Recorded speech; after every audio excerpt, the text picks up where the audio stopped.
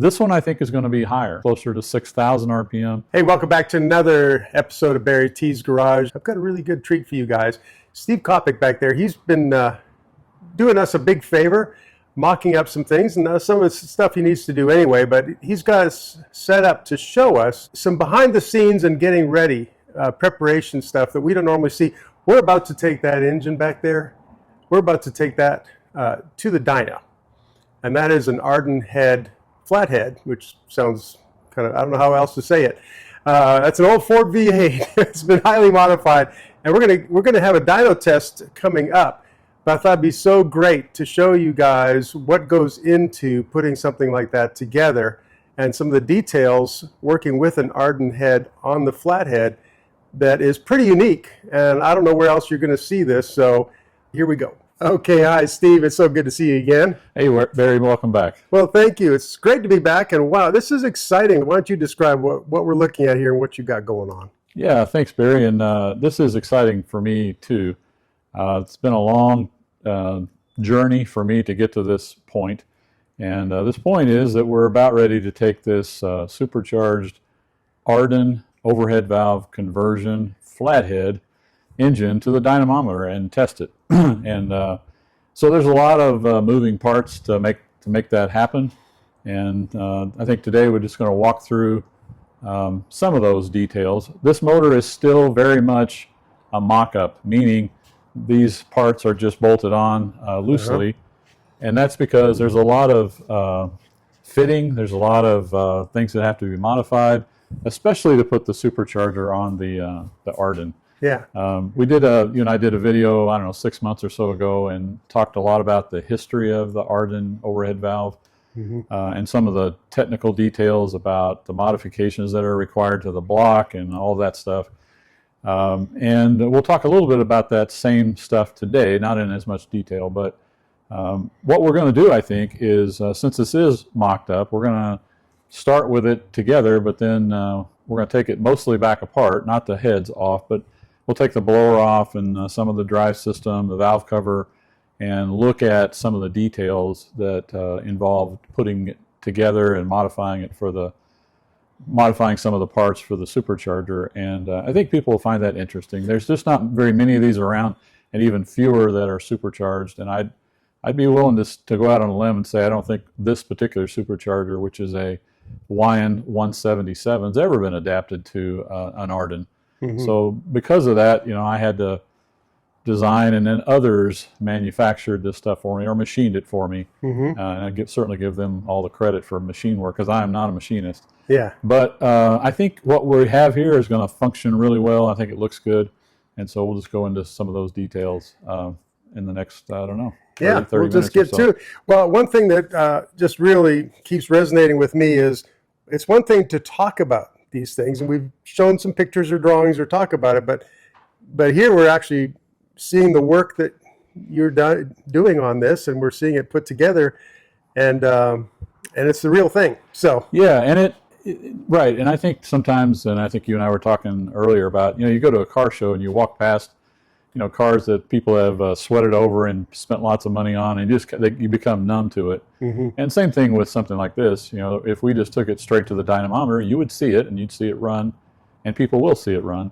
But sometimes you miss some of the details, and I think most of the folks that watch your channel are interested in the details. Yeah. So we're gonna dig in as deep as you feel like it today. Okay. Well, no, since I mean the dyno video has been very interesting to a lot of people. A lot of people have enjoyed that. Yeah. So I think it's worth taking the time to look into this. It's great. Should be fun. Yeah, should be fun. Okay, well, we'll get started. Do you want to, before we start taking it apart, do you want to just walk around and show some of the basic things you've had to do? Yeah, sure. Well, fundamentally, you know, what you're essentially doing for the dynamometer is it has to be set up and able to run just like if it was in a car or a truck or whatever. So all of the systems have to work. You know, the fuel system has to work, the cooling system has to work, you know, exhaust system has to work, ignition, all those things have to be dealt with before you take an engine to the dynamometer, which is a little, if you think about that, that's a little different than if you're dropping an engine in the car. You know, the carburetor would be off, typically the headers would be off, and ignition system may or may not be on, so you end up doing some of that work, you know, in the car. But when we take it to the dynamometer, it's got to be ready to go. I mean, Right. you know, they hook it up and everything, but so everything has to be ready. So, you know, just so in the cooling system, all we really need is a connection for the water to come into the engine and to get out of the engine. So this manifold is something that was fabricated for this test. And of course, on a flathead, and the Ardun conversion doesn't do anything to the cooling system, really, a drive system anyway. So it has two water pumps, one on each side.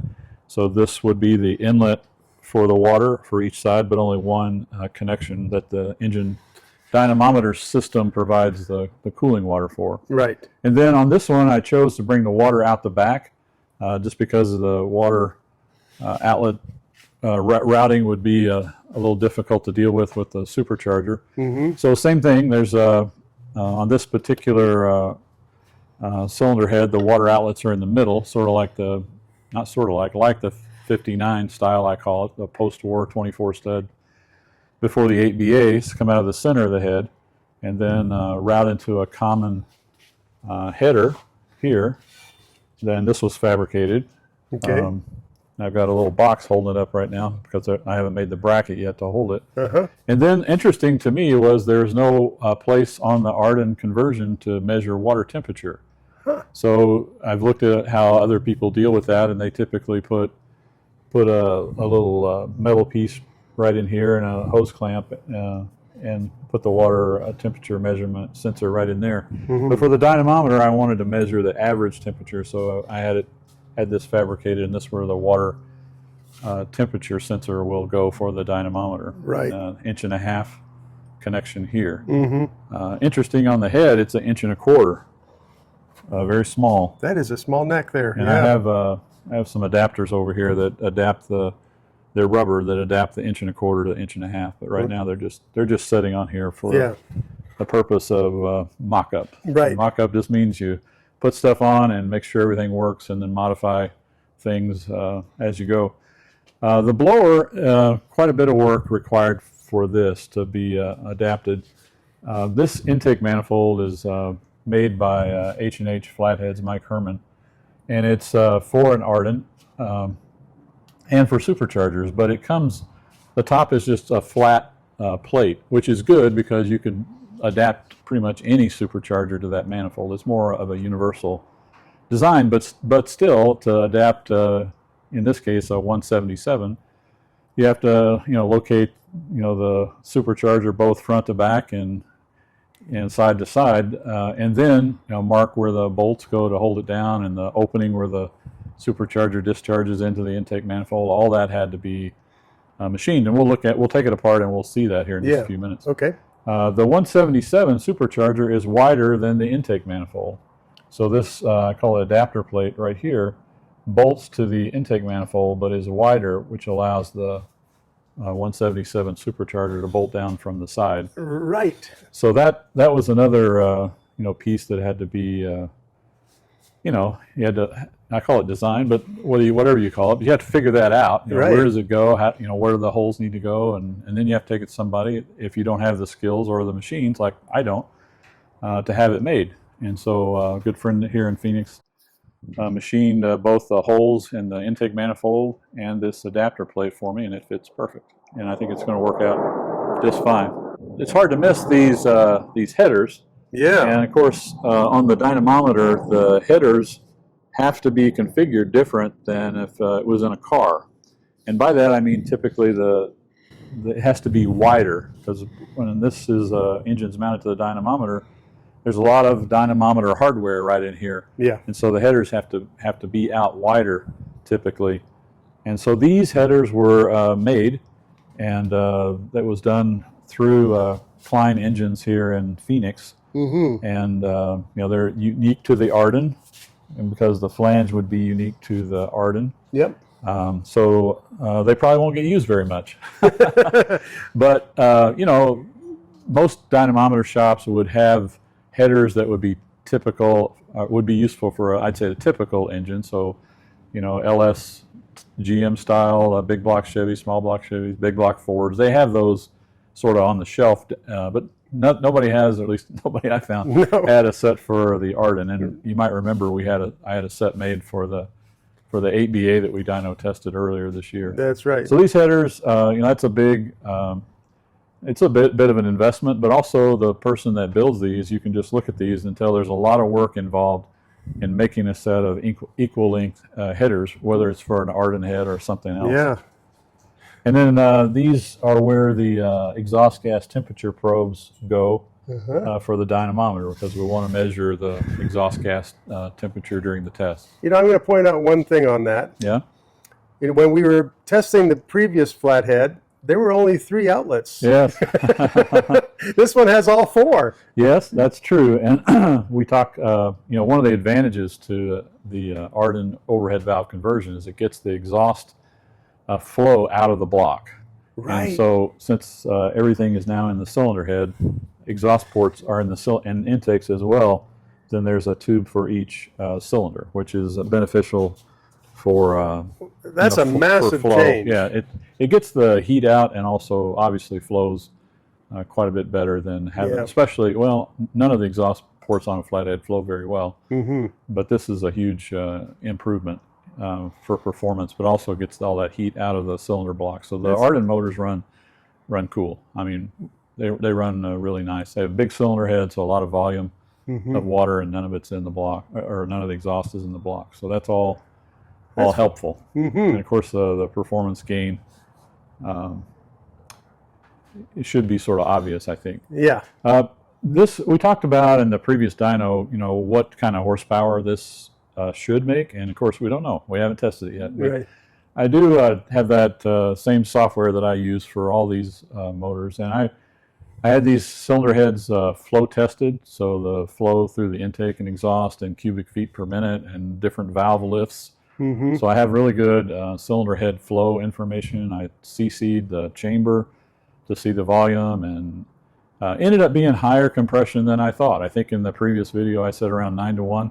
It ends up being 9.9 to 1. Really? Which is almost 10 to 1, which is fine, of course, but it'll limit what we can do with the supercharger, because we already have a lot of cylinder pressure, and adding the supercharger, putting more air and fuel in, just makes that problem, well, it's not really a problem, but it makes that parameter difficult to manage, because more air and fuel results in higher cylinder pressure under in the sort of the artificial compression ratio that you get when you add you're compressing more air and fuel, so the pressure is higher. And of course, after ignition, it's higher, but that's not the parameter I'm worried about. Right. But it will limit how much boost we can put in with the supercharger. But it should make for a really nice, a naturally aspirated engine. And we are going to test it with a 4-barrel and then the supercharger. And we'll get into some of that later. Yeah. But I think with the 4-barrel, we'll end up around 300 horsepower with just a 4-barrel, no supercharger. Somewhere 5,500 to 6,000 RPM, so a lot higher than the regular Flathead. And that's all about the flow and the cam and things that we'll get with these heads. And then the blower, we could make a lot of power, but we will be limited by starting with almost 10 to 1 compression. So I think we'll end up 3 to 5 pounds of boost, not a lot. But I think we'll end up pretty close to 400 horsepower with the blower. Wow. Which if a lot of cars you buy today make that kind of power with no supercharger. So, but this will be about 290 cubic inch, 80-plus-year-old foundation. So I think it'll be pretty exciting to watch. It'll be exciting, yeah. And if we end up around 6,000 RPM, that'll be pretty exciting too. Yeah. Oh man. Okay, so. If you're willing, I know you've been working on this, if you're willing to break it down a little bit and show us some of the details. Yeah, that would be fun. And because it's, like say, mocked up, which means it's not completely put together, we just have a few bolts holding things on. So we'll take the blower off, probably take the intake off, take a valve cover off, and then we'll just talk about some of the internals. Yeah. And some of the modifications that we had to make to get to this point. Very good. That'll be fun. Here we go. All right. Lots of fun.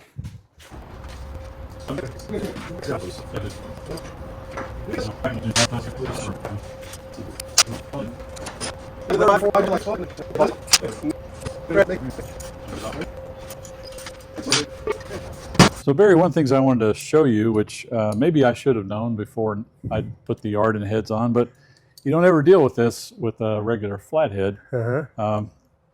Look at the cylinder head. Look at the block. I can sort of rest my finger on the ledge of the block there. Yes. But on this side, the cylinder head sets higher on the block than that cylinder head. It sure does. And it's not the cylinder head. Flatheads are the same way.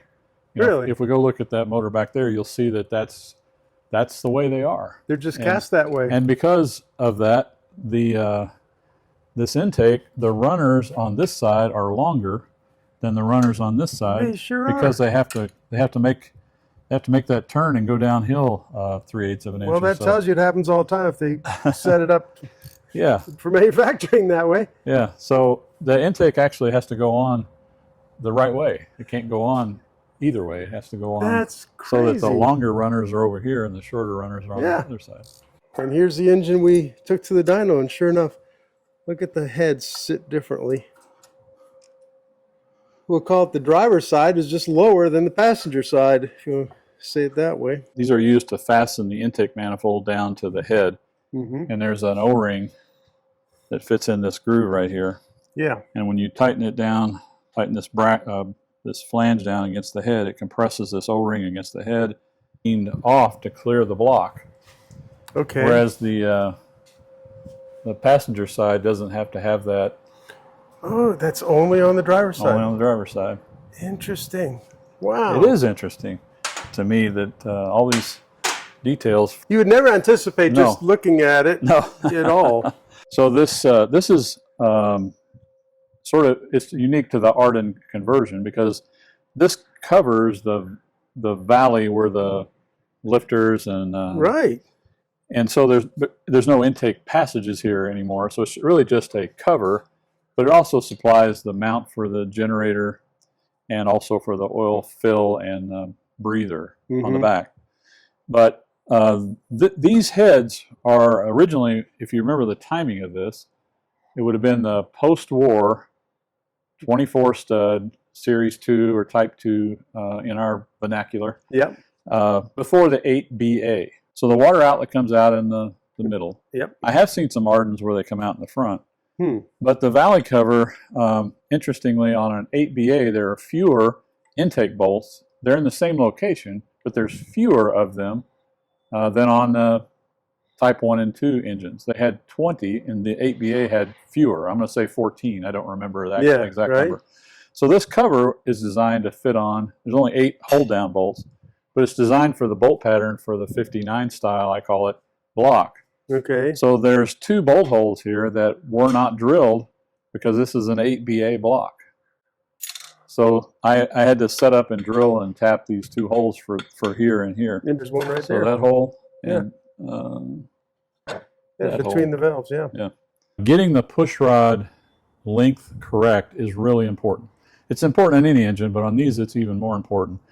Because when we had the heads off in that earlier video, I think we showed in the block that the block has to be ground. You know, the push rods come up where the valves would have been in a flathead. But even then, the hole has to be where the push rod comes up through, has to be clearanced so that the push rod has room to move during all phases of the valve opening and closes, because the angle of the push rod changes as it pushes up and the rocker arm bends. The push rod tends to run either uphill or downhill depending on because it's pivoting. It's pivoting, exactly. That's a great word, up here at the rocker arm. So if you change the push rod length, you can adjust. I'll show you in a minute how that works. But there's a little ball right down in here. I can see it. And a cup there where the push rod is. And so the push rod, if it's shorter, we have quite a bit of adjustment to push the ball down. But what that does is it changes the point at where it sort of bends over as it pushes up. It moves that out. And so you can, I don't know if you can come around here, Barry, but there's not much room between the hole and where the head is. Oh, I see that. And the push rod. And as it moves, through the motion of the cam and the lifter and the push rod and all, and this big long rocker arm on the exhaust, that moves around in that hole. So it's really, really important to get You got to have clearance for a lot. The push rod length, correct. Okay. And as I mentioned, these are reproduction Ardun heads. Same problem on the original ones, but these are Don Ferguson reproductions. And Don has a very specific process that you go through to measure for the push rod length. And it's important because the block sometimes is decked, has been milled, so that changes some things. And although these are new heads, it's possible that you would have old original heads that have been surfaced 2 or 3 times. And so, and of course, manufacturing tolerances and everything like that, it's important to measure. So what's provided are these are push rods used to measure the length. Okay. So there's an intake push rod and an exhaust push rod, and you can see there's quite a bit of difference in the length. Sure is. But the way this works is, of course, before the push rods are in, so you still have to put the head on, you still have to put the rocker shafts on, and torque things down because the cylinder head gasket compresses, which affects the length of the push rod. But then you put this adjustable push rod in, you turn the engine over so that the cam is on its base circle, right? It's at the lowest lift possible. And then you take this adjusting ball and you move it all the way up into the rocker arm. So this is the shortest, make this pivot point as far up into the rocker as it'll go. Mm-hmm. And then you take this push rod and you run this, which is essentially just a bolt, out to what's called zero lash. So all of the dead space is taken up in the valve train. Yep. And then you take the push rod out, and then you measure it. Okay. And then you do that for all 16 locations.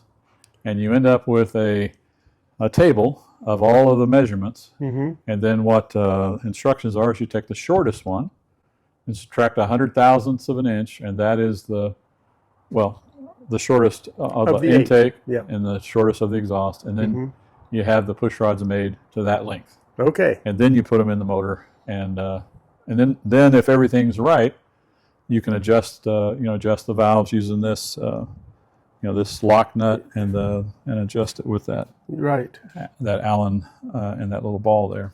We need to show the top of the head so they can see that there's how the lock nut works. Yeah.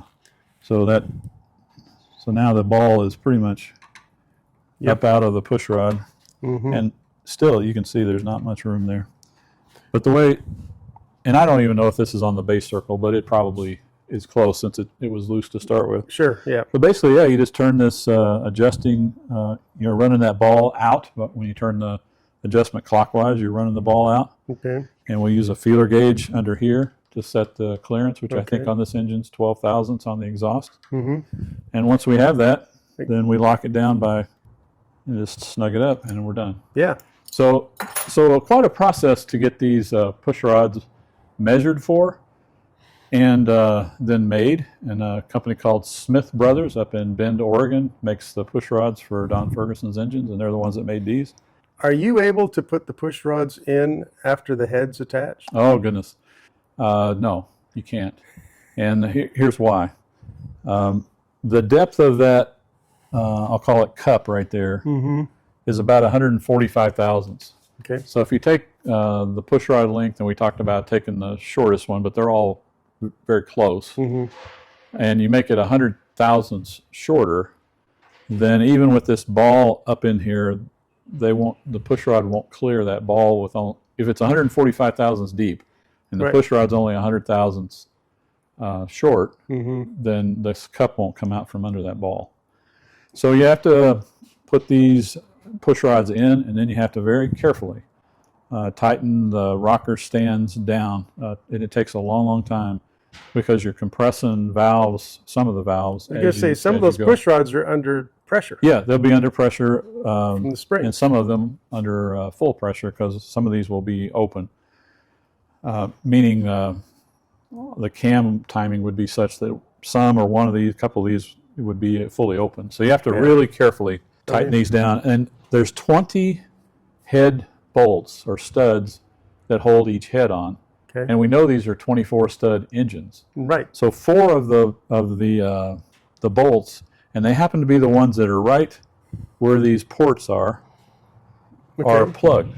I see. And here's the reason why, right? Is this used to be the intake port right here. Yeah. But that's where the push rods come up through now, so they can't. Yeah, you can't use that. Can't use that as a head bolt anymore. Mm-hmm. So they plug the head bolts on the original motors were, there's one right here, but there are also some right here. Mm-hmm. So that has to be plugged so that there's room to run the intake port. Right. I'm going to just jump over here again to look so we can see what we're talking about. Yeah. So it's these bolts here and these bolts here. Okay. That are plugged. So there's only 20 bolts holding those heads on. Right, and they're not just unused, they're plugged, because that's the water jacket in there. The water jacket in there, right. That's right. And even then, I don't know, Barry, if your camera, you probably can't see this because of the lighting, but I can see the push rod. But the intake port narrows, it's pretty impressive right here, but it narrows where the push rods come up through the cylinder head. Yeah. There's a I can pretty see. narrow right down through there. So that's that's a restriction. Yeah. On the flow capability of these heads. There has to be real estate to run the push rods up through. Right. And the reality is it makes the intake port smaller, and the push rods can only come up in a certain place, right, where the original valves were in the head. Right. You're working with an existing block. Yeah. So it's there's some limitations even with the overhead valve conversion because it's being adapted to a flathead block, which had its own design. Yeah. So I bring that up not as a criticism, but just to say I think these guys, the Ardun brothers that we talked about, did an amazing job making all this stuff work. Though it had some shortcomings in the early years, they made it work, and we have these heads today. Yeah. So it's just things you learn. At least I learned as I spend time with my with my hands in the middle of all this stuff, is you see the thought process and the problems they had to work through just to make this design work. It's pretty impressive overall, I think. It is impressive. Yeah. Wow. Now, do you think, like I got fooled earlier, they cut part of the top off here. Was that for a functional reason or just get it out of the way? What do you know about that? Well, so this is what I was told. Don Ferguson's team put this block together. Okay. And one of the things he told me, he said, if you ever see a block that has these intake passages trimmed off like this, it's probably one of my blocks. Okay. And he says, I think it goes back to maybe his dad, and I think Don as well, have really big hands. Oh. And he said it was hard for me to get my hand down in the valve area, so I just trim them off. And, right. And I think maybe that goes back to his dad, and it's maybe a tradition that he okay. still has. But there's no functional reason to need to do that, other than that's a sign that that's a Ferguson built block. Okay, cool. Yeah. Very cool. Yeah, it's interesting. And so I enjoy that part of the story. Now, one thing I'm noticing here, and I don't know if you want to talk about it now, but I'm noticing that this whole pulley setup and water pump and distributor, that's all intact. You didn't have to remove any of that to do this. So does that mean, I guess that means it's pretty easy to swap a different intake on it to use the 4-barrel, or? Yeah, well, so this is this pulley setup is the design that I manufacture, and it's the same setup that we had on the supercharged engine earlier. Mm-hmm.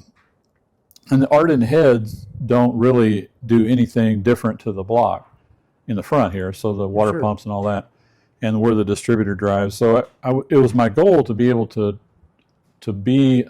see if I could make this blower setup work on the Ardun, and it looks like it will. I mean, we saw earlier in the video it all mocked up, and I think it's going to work just fine. But yeah, these are stock 8BA style water pumps. It has that stock pulley's been taken off and these center hubs pressed on, and of course the pulley's bolt on. Down at the crank there's a steel hub that goes on over the crank with a key, and then the aluminum pulley bolts onto that. This tensioner system is the same one we used on the dyno, and it bolts right on. Yep. And this cover is a Don Ferguson cover, timing cover, and I think it's very well built. I've used different versions of this that other people make. this thing works really, really good and fits good. Mm-hmm. So this is the Strongberg E-Fire distributors, which I really like. Same one we use, same style, different distributor, but same brand. Mm-hmm. And it of course drops right in. And, Yeah. So yeah, the front I would say is somewhat universal, even with the Ardun heads. This doesn't really need to change up front. Okay. One more thing I wanted to not forget to ask you about. I pointed out earlier that we have 4 exhaust ports. Yes. What happens to you're coming out of the head now instead of the block. What happens to the exhaust ports that were in the block? There's a couple of ways to deal with the exhaust the passages that are in the block in all flathead blocks. The thing that you have to deal with is now that the valve and the valve guide and all that is out of the block, and now there's just a push rod that's running up through where the valve used to be. On the exhaust side, that leaves, that port becomes a pathway for oil to drain out of the engine. Oh. Because there's nothing in there anymore to stop it, right? It's just a passageway. On the intake side, it's not a problem. There's still the same sort of passageway, but it just goes right into the valve galley or valley. So it just drains back into the engine, but the exhaust can come around and drain out the exhaust. Okay. So there's a couple different ways that people deal with that. One is they'll put a flange on here and a fitting and some type of tubing and drain it into the oil pan. Okay. This is a Don Ferguson aluminum oil pan. I think it's 8-quart capacity. It's a big one. Mm-hmm. But some people will just use a stock, Ford oil pan, and just drill and put some fittings on the oil pan and use that to drain the oil back. The way that this block was, that problem was dealt with on this block is the exhaust passage was filled with product that's used in cylinder blocks, especially in drag racing. Mm-hmm. Drag racers will fill the water passages up. They won't run water in the block. They're running alcohol or whatever, which they can get away with for short times. Right. And it also strengthens the block when you fill it up with that product. And I think rock block or there's some other names. Yeah, I think for Ed's it. mentioned that before too. Yeah, and so it's commonly used. So all of these exhaust passageways are full of that all the way to the very top. Oh, they fill it all the way? All the way up. So this is the way it looks. And I have a cover here that I have, and I'm probably going to use a different design, but I'm just going to put some covers over those. Okay. So they'll look something like that. I see. They don't functionally do anything, right, but maybe they look a little better, and I like that part about it. Yeah. So the aesthetics matter too, don't they? Yeah, to me they certainly do. And so I may, if I use these, I may bead blast them and take the shiny off of them. I don't know, but so they'll just be covered up. Okay. On this block. So while we're over, while we have the engine sort of turned on its side like this, we mentioned in the last video that oiling these cylinder heads is not a challenge necessarily, but something that has to be dealt with. Because in a flathead, there is no oil in the head, right? The cam is lubricated and the lifters just by splash lubrication from the crank. The cam bearings are pressure lubricated, but there isn't any oil passages for the lifters, or certainly no push rods or anything, so there's no oil to the heads. So on an Ardun head, there's a fitting on the back of each cylinder head that supplies oil from the engine. So I haven't routed these, but that's what this fitting is going to be. There'll be one that goes to that fitting for the driver's side head, and then we'll route an oil line up to here for the passenger side head. Okay. But then that oil has to get back into the oil pan some way. And so, as we mentioned, some of it can go down through the push rod tubes. Some of it does, but most of it, because of gravity, flows down to this part of the head, and then this is a drain, if you will, that allows oil to drain out of the cylinder head. And then I haven't built them yet, but there'll be some tubing that runs down to that fitting, which goes right to the oil pan. Okay, it just has to weave between the headers, I guess. Yes, it has to. You have to deal with that. So the question, I think, was, what are these little baffles in here? Yeah. And I don't know that I know the complete reason why they're there, but these are Ford pieces. Every one of these flatheads has them, whether it's the Type 1 and 2 or the 8BA style, and they just This is a oil line that runs right off the oil pump, and then there's a hole in the block and in this tube that feed the cam bearings right down through there. Yeah. But these covers cover these holes here, which are drain holes for oil that ends up in this area. In the valley there, yeah. Yeah. So you think that might just be slowing down the drain? It could. No, I don't think it impedes that. Okay. But what I think it might do, it might actually be doing the opposite, keeping oil that's flinging up off of the crank from ending up in the top of the motor. Oh, I see. As much, because as we just said, there's nothing up here that needs oiling. Yeah. So maybe it's a little bit of a So it regulation. might be a flow. baffle to keep oil out of the top of the engine. I don't know. There's probably as many opinions on that as people watching this video, but Well, maybe somebody knows and they can chime in and tell us what their opinion is. we welcome comments, Absolutely. observations, Absolutely. questions, answers. All those things are great. So while we have this off, I did want to show these lifters again. We talked about these before, but they're very unusual looking lifters. But they have a cup, if you will, at the top, and the push rod is rounded on the end, and we saw that with the adjustable push rod we were looking at earlier. Yeah. But they're very tall compared to any lifter I've ever seen. And back to our point about the push rods being able to navigate up through the block and through the head, they're tall like that because the taller the lifter, it changes the angle of the push rod relative to the rocker arm. Right. So it's designed to be tall to get the angle right for the push rod to come up through the hole in the block and the head, and to clear everything as the push rod and the rocker arm move through their travel. So are these lifters unique to this head? Unique to Ardun, yeah. Unique to Okay. Ardun head. People call them Coke bottle lifters because they sort of look like an old glass soft drink bottle. Yeah. But they're definitely unique to this motor, Yeah. the Ardun style engine. So I'm eyeballing the pulleys. It looks like we got Oh, about, yeah, you're going to clear no problem. about 3/4 of an inch probably. So I think it'll work. May as well be a mile. I think it'll work. That's awesome. I didn't know that till just now, though. Yeah. Okay, so when we get to the dynamometer, this is kind of the configuration we're going to start with, isn't it? That's right. We're going to start with a single 4-barrel carburetor, and we'll use it to break the engine in, right? Less variables, than having the supercharger on there. Yeah. And I'm curious what power it makes with a single 4-barrel. And I think I said earlier, I think it'll make close to 300 horsepower, but really, still, I think really impressive looking setup. It looks fantastic. Yeah, but really simple, which is good. Well, if you want to have a hood on your hot rod, you don't have room for the supercharger. That's maybe. right. That's right. This is the breather and the oil fill. So if you could picture an air cleaner on here, it would be about the height of the oil fill tube. Uh-huh. So yeah, we'll start with that. Another intake, I think originally it was made by a company called Austin, Austin, and that's cast on this one. Mike Herman at H&H Flathead ended up with the Austin brand and the tooling.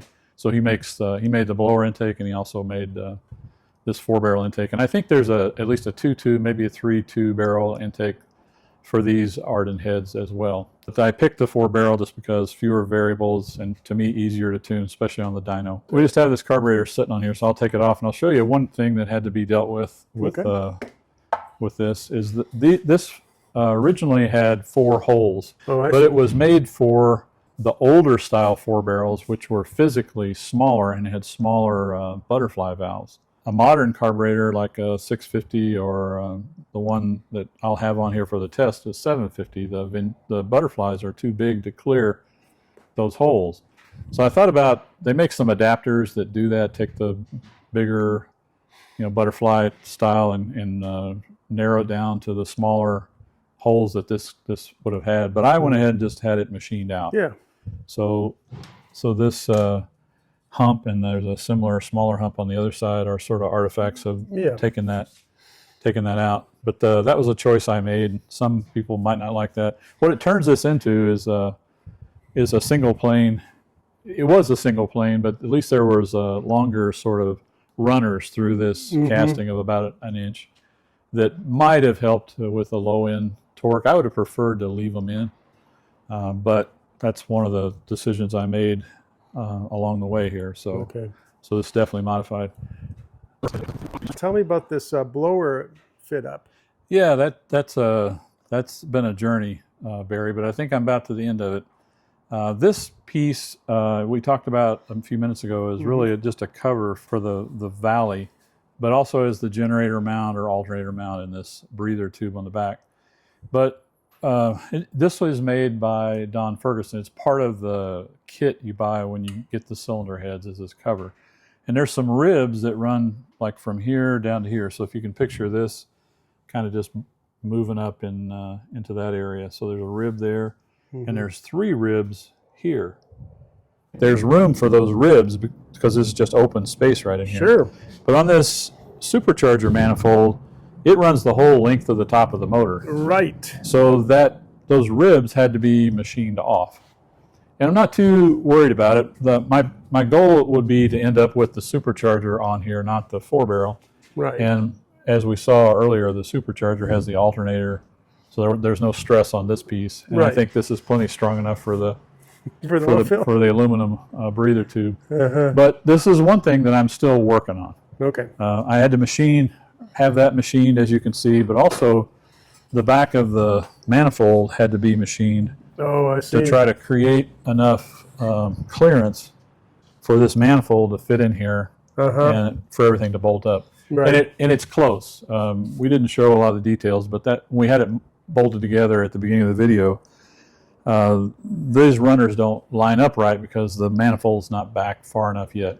Okay. So I drilled a hole right here to see how deep this casting is, and there's plenty of room to machine the meat out of this that we need. Okay. So later today, this will be fixed, and then I can get serious about bolting the blower stuff up. Okay. When we go to the dyno, as you said, it'll have the 4-barrel on it, but I want to be ready. I want to make sure all this stuff can just bolt right on, because we're intending to do both the 4-barrel test and the supercharged test on the same day.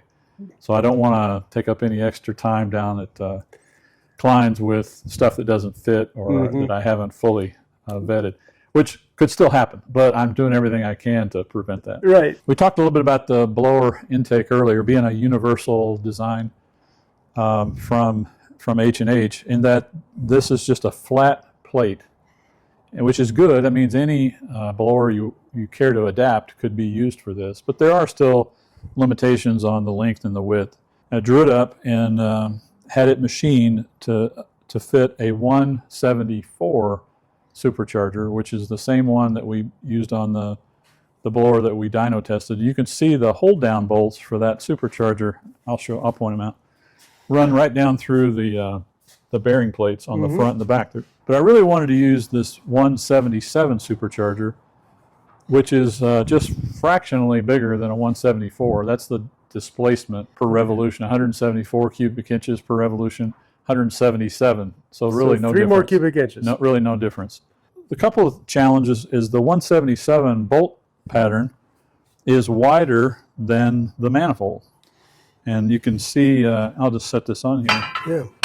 I drew up this plate design, which uses the 4 bolt holes that are in the manifold for the 174 to bolt this adapter plate to the manifold, and then there's room on the top here to mount the 177. But the 177 actually bolts down in front of these bolts, so that's not a sealing surface for the supercharger. Okay. So I think it's going to work just fine, the adaptation of the 177 to this. Yeah, looks like it sure will. On a flathead, all of the studs or bolts are what are called wet, meaning that the deck of the block, the threaded hole goes all the way into the water passages, and that's why they call them wet. So you have to seal the water from coming up through the threads of the studs, in this case, or bolts, depending on what you have, but around those threads.